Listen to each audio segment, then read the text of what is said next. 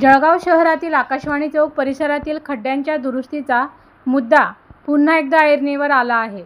महापालिकेकडून खड्डे बुजवण्याच्या नावाखाली डांबराऐवजी माती आणि मुरुम टाकून केवळ मलमपट्टी केली जात असल्याचा आरोप भाजपच्या नगरसेविका वैशाली पाटील यांनी केला आहे.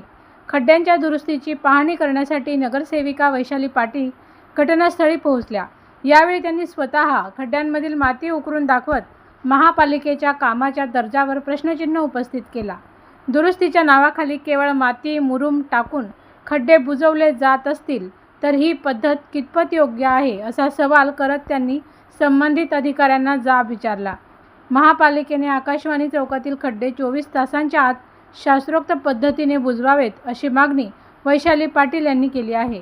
खड्डे योग्य पद्धतीने बुजवले नाही तर स्वखर्चाने या ठिकाणी काँक्रिटीकरण करून खड्डे बुजवू असा थेट इशाराही त्यांनी महापालिका प्रशासनाला दिला आहे. आकाशवाणी चौक हा शहरातील महत्त्वाचा आणि वर्दळीचा परिसर असल्याने येथील खड्ड्यांमुळे वाहन चालकांना मोठा त्रास सहन करावा लागत आहे. त्यामुळे केवळ तात्पुरती मलमपट्टी न करता टिकाऊ आणि शास्त्रोक्त पद्धतीने रस्त्याची दुरुस्ती करावी अशी मागणी केली आहे.